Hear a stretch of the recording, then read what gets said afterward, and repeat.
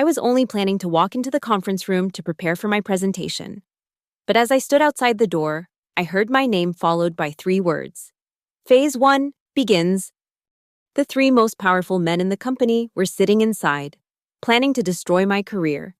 And they thought I would never know. They didn't realize I already knew every trick in their playbook. And I wouldn't just survive, I would make them beg for mercy. My name is Lauren Ray. At 36. I've built my career as an organizational culture consultant with a master's degree in organizational behavioral psychology from the University of Chicago. I've spent over a decade helping companies identify toxic leadership patterns and rebuilding workplaces where people actually want to show up every day. I've seen it all, or at least I thought I had until I joined Viralist Partners. Viralist was a digital marketing firm headquartered in Seattle with a reputation for innovative campaigns and cutthroat internal politics. They hired me after a wave of complaints about workplace bullying and a mass exodus of talent. My official role was to improve the working environment, but what they really wanted was someone to put a Band-Aid on a gushing wound while they continued wielding the knife. I had been there for 3 weeks, conducting preliminary interviews and getting a feel for the company culture, when I arrived early for a meeting with the executive team. As I approached the conference room, I heard voices inside, animated, unguarded, and discussing me. Lauren's assessment is going to cause problems. She's already talking to too many people, said a voice I recognized as Greg Halden, the CEO. A man in his early 50s with steel gray hair and a permanent squint that made him look like he was always calculating something. That's why Phase 1 needs to start now, replied Riley Coates, the COO, younger than Greg, always dressed impeccably, with a smile that never reached his eyes. We spread the word that her methods are divisive, plant doubts about her approach, make it seem like she's creating factions. Then Phase 2. Added Ben Strayer, the CMO, a man with a booming voice who commanded attention whenever he entered a room. We assign her impossible tasks, create a paper trail of underperformance, weekly progress reports that we can edit retrospectively if needed. Greg's voice again. And by the time we get to Phase 3, firing her for failing to meet professional standards. No one will question it. We've done this before. I froze outside that door, my heart hammering in my chest. I should have been shocked. But something deeper stirred inside me, recognition. I'd seen this pattern before in other companies, just never so nakedly exposed, never aimed directly at me. I quietly backed away from the door, returned to my office, and sat down, my hands perfectly steady despite the adrenaline coursing through my veins. They had just handed me a roadmap of their sabotage. Now I had a choice, run or fight. I chose to fight, not with outrage or accusations, but with something they wouldn't expect, systematic, methodical resistance. First, I needed to understand the full scope of what I was dealing with. My interviews with staff had already revealed troubling patterns, but now I saw them in a new light. The high turnover wasn't just about general dissatisfaction, it was targeted elimination. Anyone who questioned decisions, anyone who showed too much independence, they were systematically pushed out using the exact 3-phase approach I just heard described. I began connecting with former employees. One name kept coming up. Emily Tran, a data analyst who had left 6 months ago after what was rumored to be a mental health crisis. I found her on LinkedIn and suggested coffee. When we met at a small cafe 3 blocks from Viralist, Emily was nervous, constantly checking over her shoulder. I shouldn't be talking to you, she said, her voice barely above a whisper. But you are, I replied, keeping my tone gentle. Because something happened that wasn't right. Her story came out in fragments. She had discovered financial reporting discrepancies, brought them to Riley Coates, and suddenly found herself labeled as emotionally unstable. Projects were taken away. Her concerns were dismissed in public meetings. Eventually, she was put on a performance improvement plan for problems that hadn't existed before she spoke up. They gaslighted me until I questioned my own sanity, she said, a tear sliding down her cheek. I resigned before they could fire me. Emily wasn't alone. I spoke with 12 former employees over the next 2 weeks. Each story followed the same pattern: identify a threat, isolate them, create a narrative of incompetence, then push them out. Meanwhile, I continued my official work at Viralist, launching a series of workshops on effective communication strategies. On the surface, these sessions provided valuable professional development.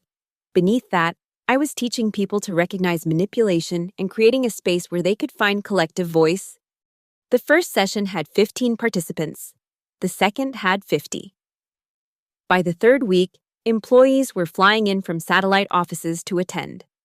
I wove in concepts like gaslighting, information compartmentalization, and praise-criticism cycles without ever directly referencing the executive team. People began sharing experiences, making connections. "That happened to me too," became a common refrain, followed by, "I thought it was just me." I wasn't just training them, I was building trust, connecting victims into a network of solidarity. As predicted, Phase 1 of their plan against me began. Rumors circulated that my methods were causing division. Team leads were instructed to discourage attendance at my workshops. In response, I invited the executive team to attend a special session, turning it into a showcase of destructive leadership cultures through anonymized examples that everyone in the room recognized. Greg Halden sat through the entire presentation with a clenched jaw. Riley Coates left halfway through. Ben Strayer stayed, watching me with narrowed eyes, occasionally making notes on his tablet. Phase 2 came next. Suddenly, I was assigned to assess and improve 6 different departments simultaneously, with impossible deadlines.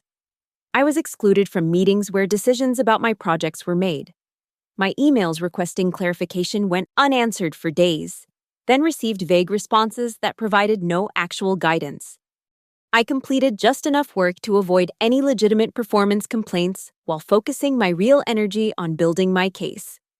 I gathered evidence, emails altered after being sent, performance evaluations that changed between drafts, recordings of conversations. In Washington state, only one party needs to consent to recording. I organized everything into a logical, undeniable narrative of systematic abuse, not just against me, against dozens of employees over several years. When Phase 3 began, I was ready. I received a calendar invitation for a meeting with HR and the executive team with the ominous title, Contract Review. I knew what it was, my termination meeting. I arrived 10 minutes early, laptop in hand. When Greg, Riley, Ben, and Marcia from HR entered, they seemed momentarily thrown by my calm demeanor. "Lauren," Greg began, his voice formal. "We've called this meeting to discuss concerns about your performance and the disruptive impact your methods are having on our workplace culture." I smiled. "That's interesting timing, Greg, because I've prepared a comprehensive organizational culture reform report that addresses those exact concerns." Before anyone could respond, I connected my laptop to the projector and launched my presentation. Structural Sabotage, a case study in toxic leadership at Viralist Partners. For the next 45 minutes, I presented my findings in meticulous academic detail.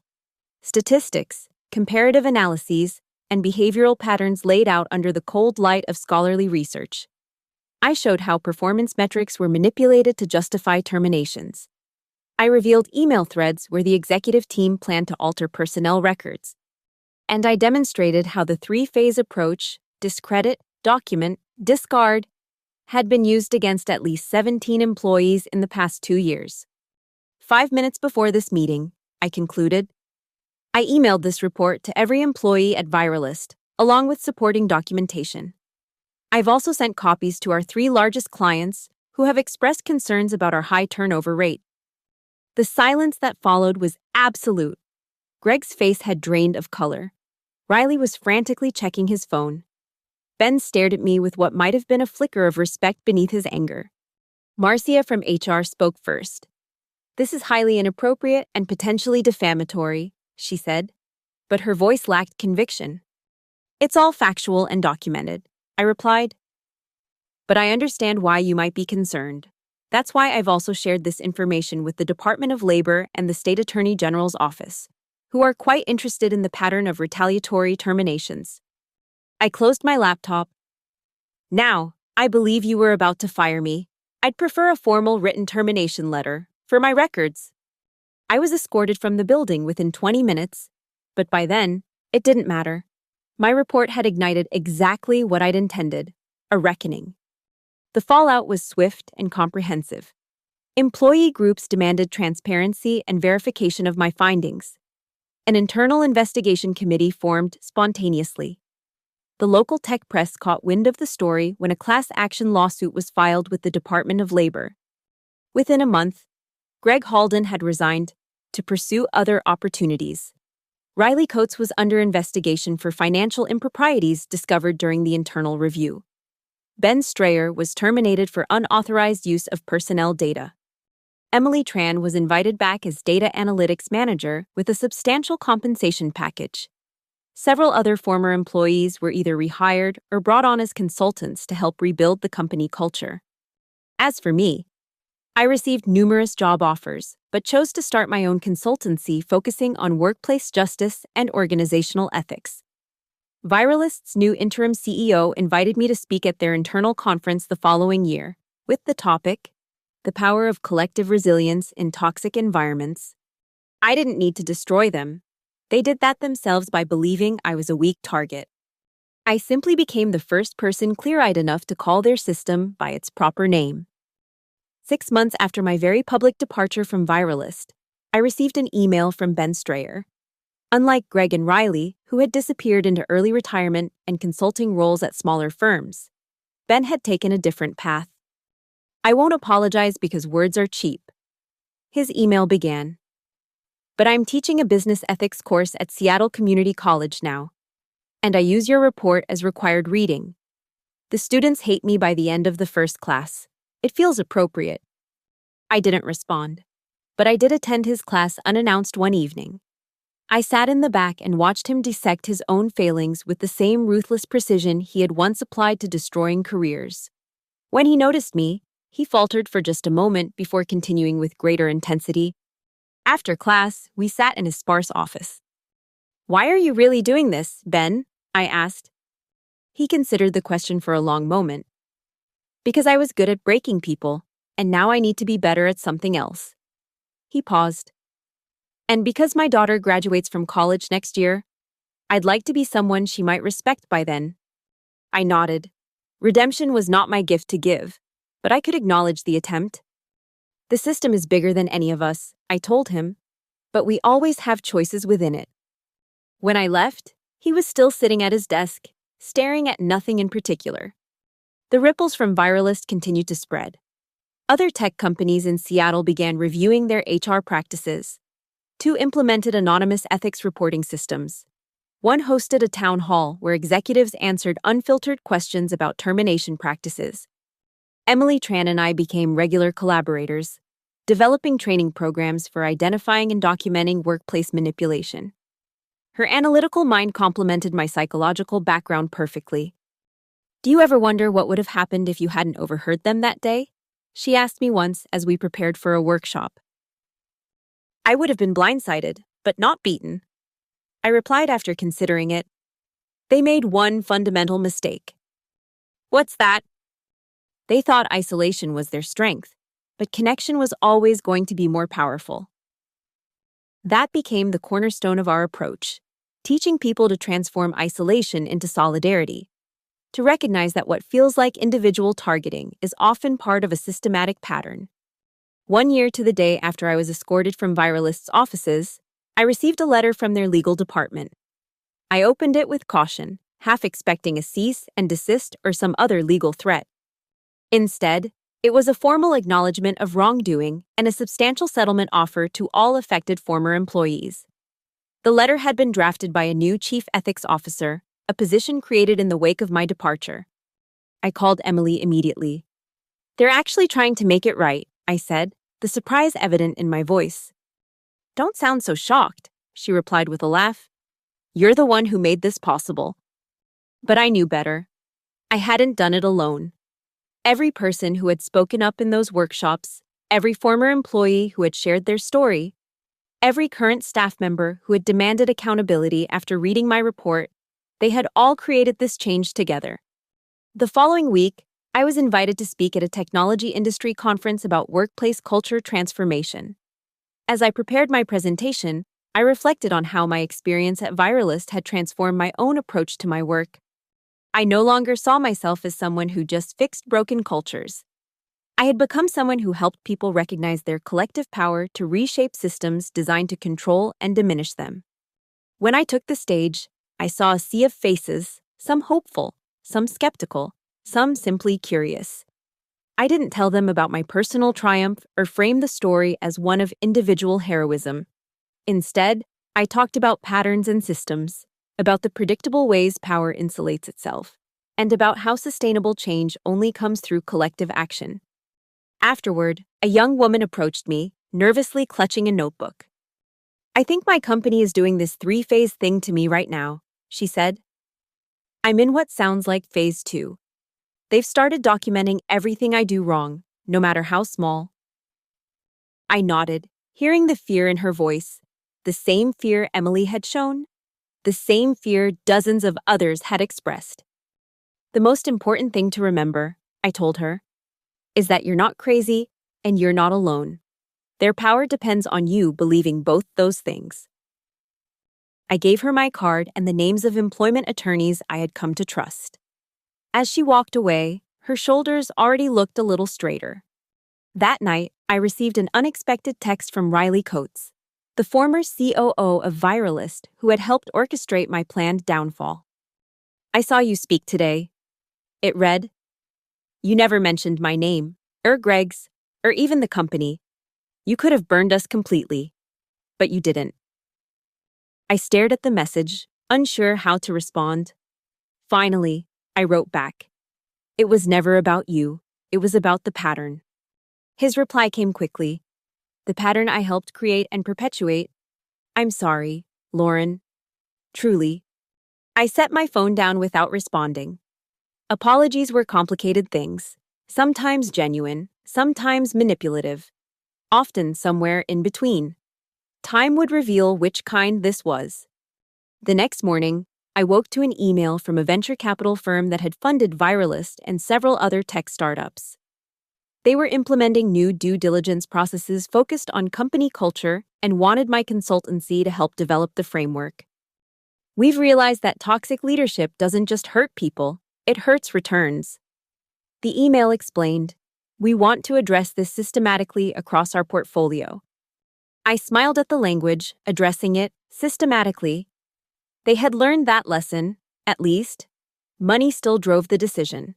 But if financial incentives could be aligned with human dignity, perhaps that was a step forward. As my practice grew, I began to see variations of the Viralist pattern everywhere, in tech companies, in hospitals, in universities, in government agencies. The specifics differed, but the fundamental approach remained consistent. Identify threats to power, isolate them, discredit them, remove them. But I also saw resistance growing. People were becoming more adept at recognizing these tactics, at preserving evidence, at finding allies. The playbook that had worked for so long was becoming less effective as awareness spread. 2 years after my confrontation in that conference room, I published a book titled Patterns of Power: Recognizing and Resisting Workplace Manipulation. I dedicated it to every person who has ever been made to question their own reality in service of someone else's control. The book became required reading in several MBA programs and sparked discussions about ethics and leadership that extended far beyond what I had anticipated. I received thousands of emails from people sharing their own stories of workplace gaslighting and systematic elimination. One email particularly stood out. It came from Marcia, the HR director who had been present at my termination meeting. She had left Viralist 6 months after I did and was now working as an independent HR consultant. "I was complicit," she wrote. "I told myself I was just doing my job, following protocols, maintaining professionalism. But I was enabling abuse, and I knew it. Your book helped me understand why I made those choices and how I can make different ones now. I'm working exclusively with employee advocacy groups these days. It pays less, but I sleep better." I wrote back, The system is designed to make complicity feel like the only reasonable choice. Breaking free of that is no small thing. We met for coffee the following week. The conversation was difficult but necessary, full of hard truths and painful acknowledgments. By the end, we had sketched out a workshop series for HR professionals caught between ethical obligations and organizational pressures. We could call it Beyond Complicity, Marcia suggested, or Ethical HR and Unethical Systems, I countered. We settled on reclaiming HR from personnel processing to people protection. The first workshop filled to capacity within hours of being announced. As my third anniversary of leaving Viralist approached, I received an invitation that made me laugh out loud. The company, now under entirely new leadership and with substantially reformed practices, wanted me to join their board of directors as the head of their ethics committee. Your perspective would be invaluable, the new CEO wrote, precisely because you've seen us at our worst. I thought about declining, about maintaining my distance and independence. But there was something compelling about the possibility of helping transform a system from within, of using my experience to create genuine safeguards against the very abuses I had documented. After a week of consideration and conversations with trusted colleagues, I accepted with specific conditions: full access to HR records, regular anonymous surveys of staff at all levels, and a direct reporting line between the ethics committee and the board that couldn't be filtered through executives. At my first board meeting, I saw nervousness on several faces. These were smart, accomplished people who weren't used to having their authority questioned or their decisions scrutinized for ethical implications. I'm not here as punishment or penance. I assured them, I'm here because sustainable success requires alignment between what we say we value and how we actually behave. My job is to help us identify when those fall out of alignment before it creates harm. Slowly, tension gave way to thoughtful engagement. By the end of the meeting, several board members had approached me privately to discuss specific concerns they'd had but hadn't known how to address. Emily texted me after I filled her in on the meeting. Poetic justice at its finest. From targeted for elimination to shaping the future. Less poetic, more practical, I replied.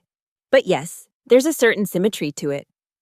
3.5 years after overhearing that fateful conversation outside the conference room, I found myself standing in that very same room, now leading a training session for Viralist's executive leadership team. All new faces except for 2 mid-level managers who had been promoted after the shakeup. Culture isn't created through mission statements or values plastered on walls, I told them. It's created through patterns of behavior that either reinforce or contradict those stated values. People learn what's really important by watching what gets rewarded, what gets punished, and what gets ignored. As I spoke, I couldn't help but remember standing outside this room, hearing my name linked with Phase 1 begins. The memory no longer carried any emotional charge. It had transformed from a personal trauma to a professional case study, from a wound to a tool for understanding. After the session, one of the new VPs lingered behind. I heard stories about what happened before, she said. They seemed exaggerated, too dramatic to be true. But after working with you these past months, I believe them. What I can't understand is how you can come back here, work with this company, after what they did. This isn't the same company, I explained. Same building, same name. But the people who created that culture are gone, and the systems they built have been dismantled. Holding a grudge against an organization that's genuinely trying to change would just perpetuate harm in a different way. She nodded slowly. That's a very evolved perspective. I smiled. Don't mistake it for forgiveness. I haven't forgotten what happened, and I haven't absolved the individuals responsible. I've simply chosen to direct my energy where it can do the most good. That evening, as I packed up my materials, my phone buzzed with a news alert. Greg Halden, the former CEO who had initiated the plan to destroy me, had been named as CEO of a major competitor to Viralist. I felt a momentary chill. The pattern would repeat itself there. Different victims, same approach. My work wasn't done. Perhaps it would never be done. These systems of control and elimination were too deeply embedded in corporate culture to be eradicated entirely.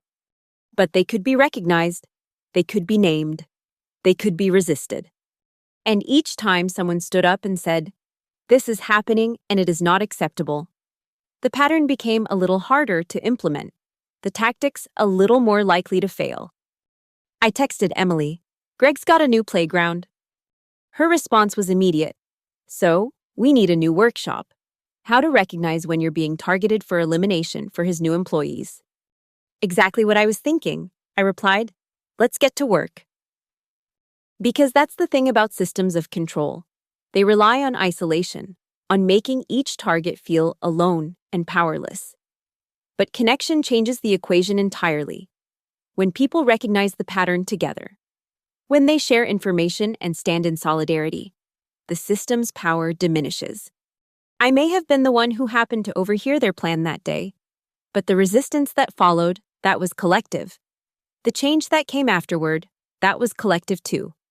As I left the building that had once been the site of my planned professional execution, now transformed into a place where I helped shape policy and practice, I felt neither triumph nor vindication. What I felt was purpose, clear, unwavering purpose. I had stopped their three-phase plan not just to save myself, but to make it harder for them to use it against anyone else. And now, they weren't begging for mercy. They were learning to lead with it instead. The next morning, I received an email from a former viralist employee I hadn't spoken with before. The subject line read simply, "Thank you for naming it. For years, I thought I had failed." She wrote, "I thought I wasn't good enough, resilient enough, skilled enough. I carried that belief into every job afterward, always waiting for the other shoe to drop, always expecting to be found wanting. Reading your book showed me that what happened wasn't a reflection of my worth.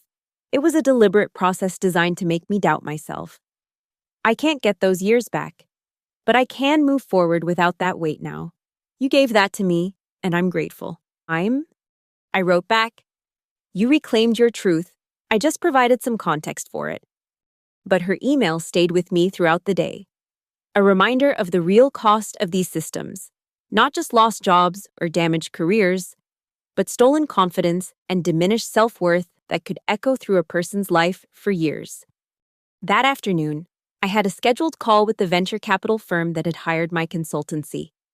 They had implemented our cultural due diligence framework across their portfolio and wanted to discuss the results. "We've had to pass on 3 promising investments," the partner told me.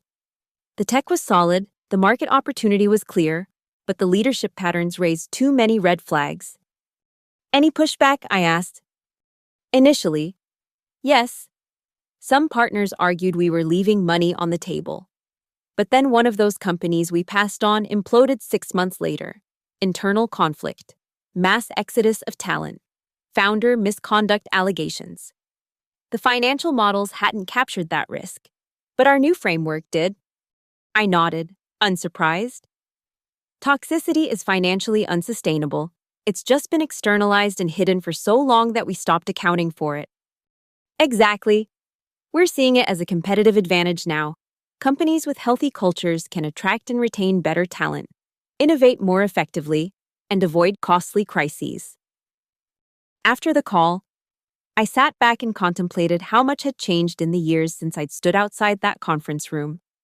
The conversation had shifted from workplace culture as a fuzzy, nice-to-have concept to a concrete business asset with measurable impact. It wasn't universal progress. Plenty of companies still operated with the old playbook. But the landscape was changing. What had once been accepted as just how business works was increasingly being recognized as both harmful and counterproductive. That evening, I received a text from Ben Strayer, the former CMO who now taught business ethics. "My class is doing a case study on systematic retaliation. Would you be willing to speak to them? No recording, nothing public, just the truth." I considered it for a long moment. Ben had shown more capacity for reflection and change than either Greg or Riley. His ethics class seemed to be a genuine attempt at atonement rather than image rehabilitation. Still, I hesitated. "What exactly would you want me to address?" I replied. "How it felt from your perspective, what we could have done differently." What current and future business leaders should understand about the real impact of these tactics? I agreed to a 1-hour session the following week, with the stipulation that I could speak frankly about my experience without diplomatic filters. When I arrived at his classroom, I found 25 students, a diverse group ranging from recent undergraduates to mid-career professionals seeking additional credentials. Ben introduced me simply. This is Lauren Ray. 4 years ago, I participated in a systematic attempt to discredit and remove her from our company because she was effectively doing the job we had hired her to do. I'm going to leave the room now so she can speak freely about that experience. As he walked out, I saw genuine respect in the student's expressions, not for what he had done, but for his willingness to acknowledge it without excuses. I spent the hour walking them through the entire story, from overhearing the Phase 1 conversation to my current role on Viralist's board. I didn't portray myself as a flawless hero or Ben and the others as cartoonish villains. I simply described the mechanics of how systematic elimination works, how it affects the targets, and how organizations can recognize and prevent these patterns. When Ben returned for the last 10 minutes, a student asked him directly, "Why did you do it? You had to know it was wrong." He didn't flinch from the question. I told myself I was protecting the company, that Lauren's approach would damage our culture of excellence and accountability. But the truth is simpler and uglier. I was protecting my position and the system that benefited me. I chose complicity because the alternative seemed too costly personally. Another student followed up. Do you think you'd make a different choice now? Ben looked at me before answering. I believe I would, but belief is cheap. The real test comes when your values cost you something. I haven't fully paid that price yet, so I can't claim moral certainty. His honesty impressed me more than any assurance of reformation would have. After class, we walked to the parking lot together in companionable silence. Thank you for doing that, he finally said. It means more coming from you than any case study I could assign. They asked good questions, I replied. Critical ones. They're not all convinced people can change. Some think once you've participated in something like that, you're permanently corrupted. I considered this as we reached my car. Maybe the question isn't whether people can change, but whether systems allow for that change to matter. He nodded slowly. That's what I'm trying to figure out. How to change the system, not just my place in it. Let me know when you have answers, I said, meaning it sincerely.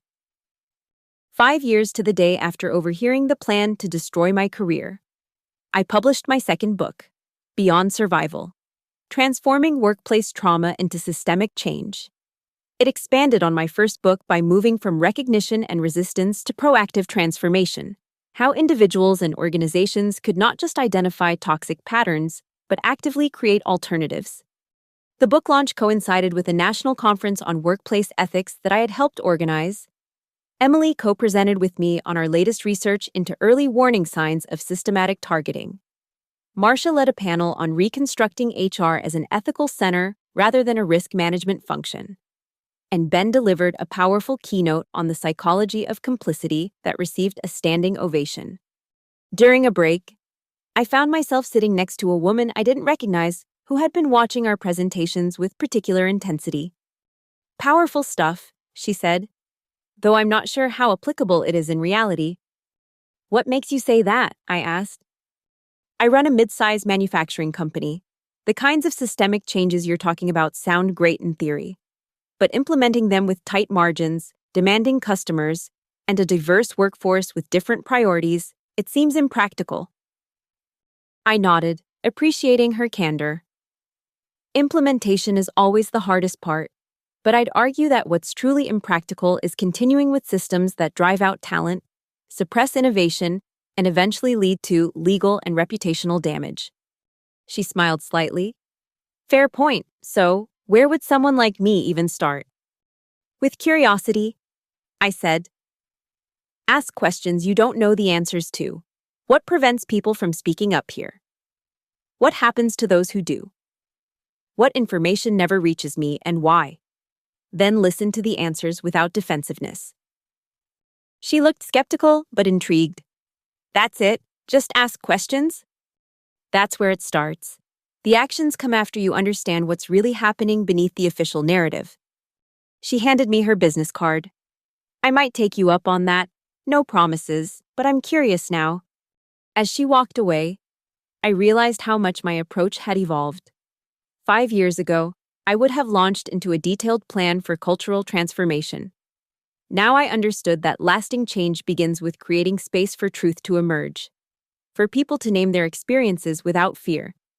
The conference concluded with a roundtable discussion featuring myself, Emily, Marcia, Ben, and several other specialists in workplace ethics. The moderator asked each of us to share one essential insight from our work.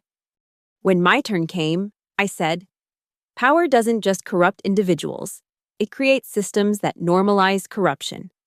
Changing those systems requires both clarity about what's happening and courage to envision alternatives." Afterward, as attendees networked and exchanged information, I noticed a man hovering at the edge of the crowd, watching me. With a shock, I recognized Riley Coates, the former COO who had been instrumental in designing the three-phase elimination strategy. He approached cautiously, clearly unsure of his welcome.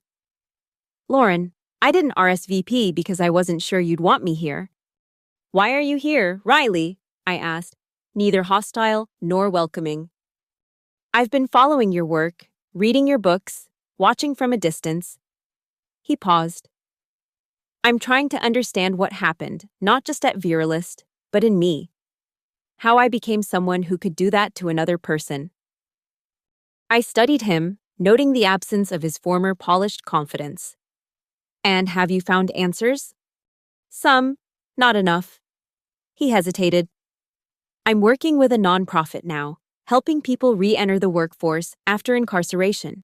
It's humbling work." I nodded, processing this unexpected information. "That's meaningful work." "It's a start," he acknowledged.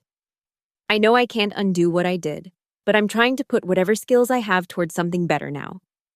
We stood in silence for a moment, the bustle of the conference continuing around us. "I won't ask for forgiveness," he finally said, "but I wanted you to know that your work has impact beyond what you might see. It reached even me."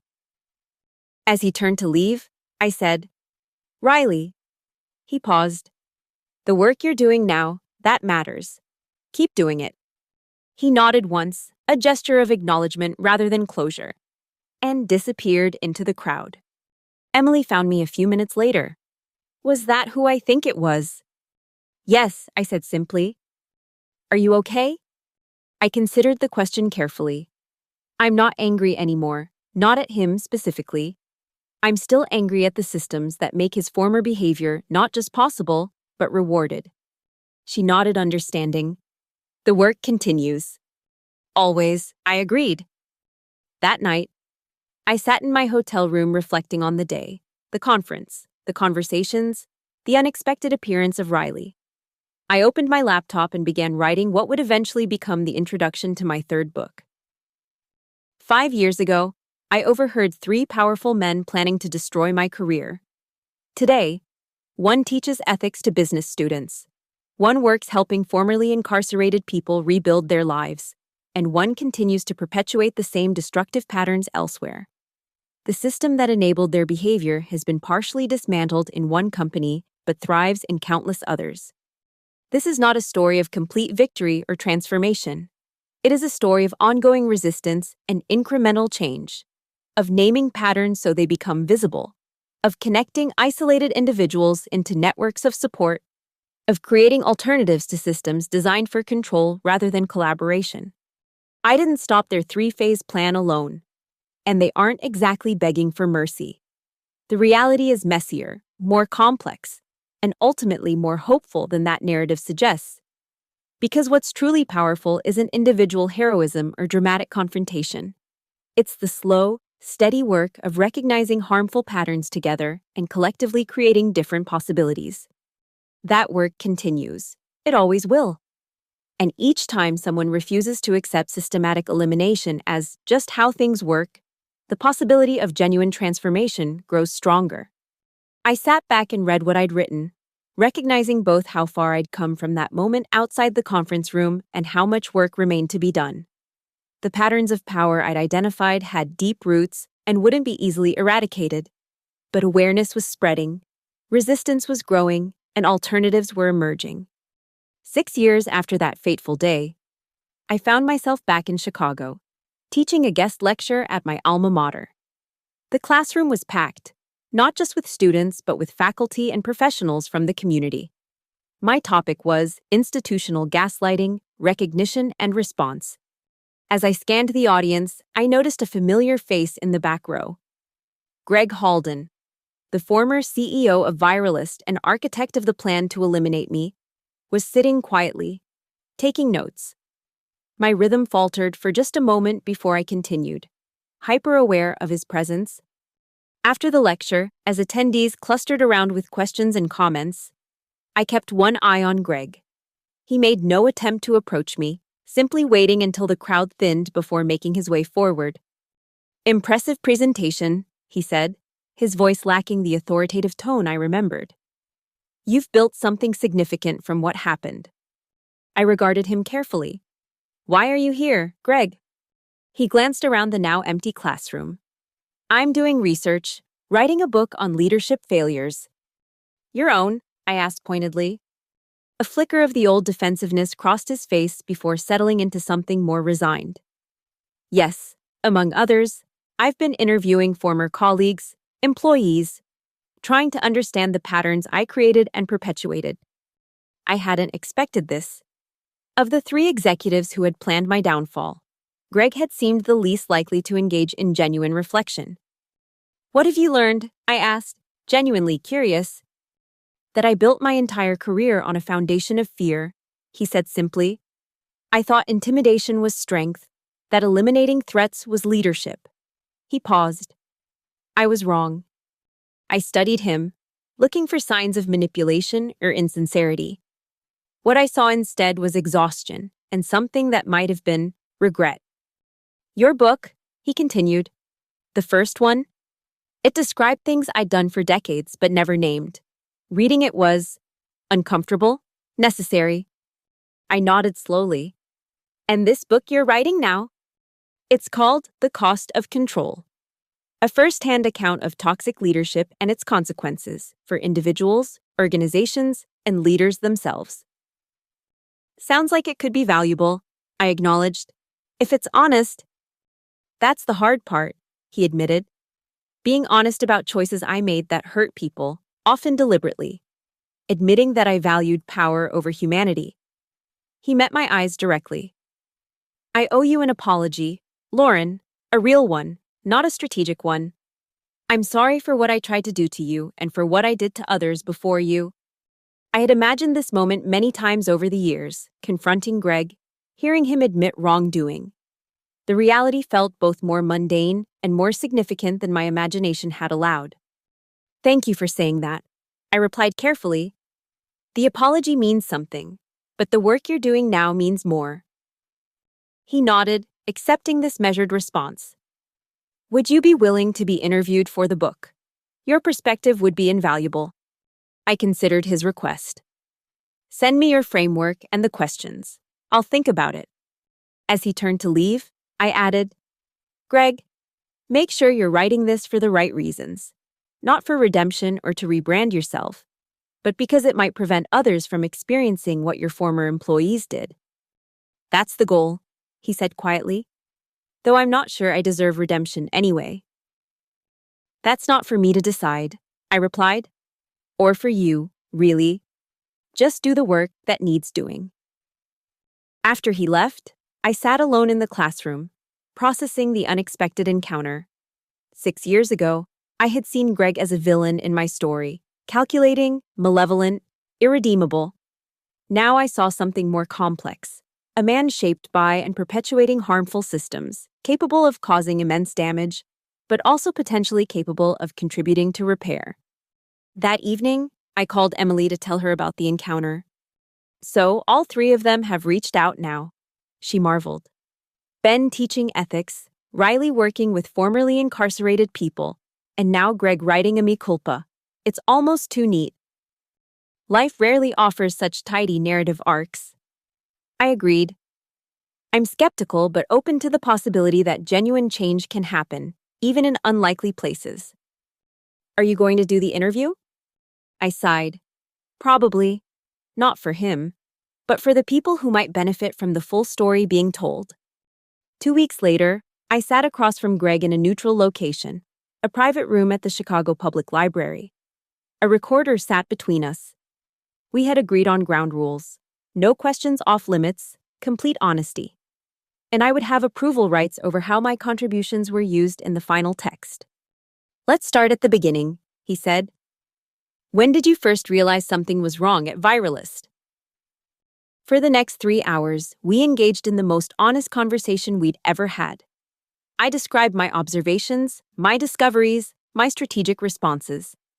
He explained the leadership philosophy that had guided his actions, the pressures he had felt, the rationalizations he had employed.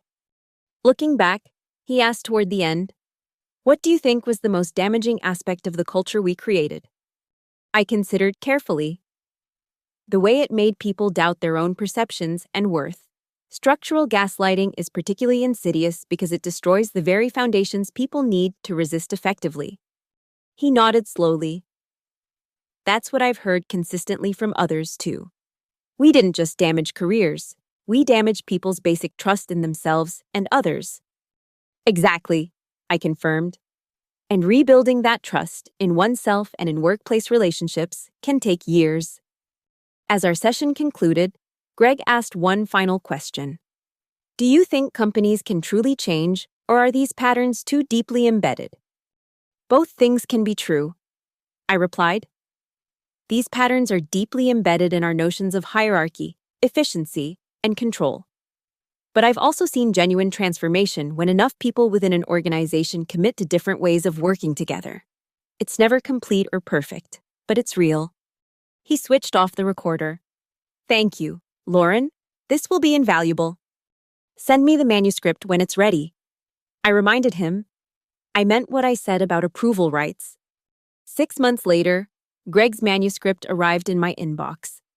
I approached it with caution, half expecting a self-serving narrative that minimized harm and maximized redemption. What I found instead was surprisingly forthright, a detailed account of the culture he had created at Viralist and previous companies, the techniques used to eliminate perceived threats, and the ultimate costs to individuals, organizations, and his own humanity. My own story was presented accurately, neither diminished nor glorified. More importantly, the book connected individual experiences to broader patterns of power and control in organizational life. I sent him my approval with minimal suggested changes, adding, "This could help a lot of people recognize and name what's happening to them. Thank you for your honesty." Greg's book was published the following spring to significant attention in business circles. It sparked uncomfortable conversations in boardrooms and executive suites across the country. Some dismissed it as the bitter reflections of a CEO past his prime. Others recognized uncomfortably familiar patterns in their own leadership. At a panel discussion following the book's release, an audience member asked Greg, "If you could go back and change one decision in your career, what would it be?" He thought for a moment before answering. "I wouldn't change a specific decision. I would change the fundamental belief that guided all my decisions, that leadership meant maintaining control at any cost. That belief led to countless harmful choices that seemed rational within that framework." I watched from the audience, struck by how much this reflected my own evolution. My work had shifted from helping individual targets survive to challenging the frameworks that made targeting seem necessary and justified. 7 years after overhearing, Phase 1 begins. I found myself addressing a United Nations conference on workplace psychological safety. Representatives from governments, corporations, and labor organizations around the world gathered to discuss emerging standards and best practices. My presentation focused on the economic and human costs of systematic elimination practices, not just to individuals, but to innovation, productivity, and social cohesion. I outlined detection methods and intervention strategies that could be implemented at organizational and regulatory levels. Afterward, a labor minister from a Scandinavian country approached me. Your framework helps explain patterns we've observed but struggled to address systematically, she said. Would you be willing to consult on workplace psychological safety legislation we're developing? This marked a new phase in my work, moving from organizational consulting to policy development.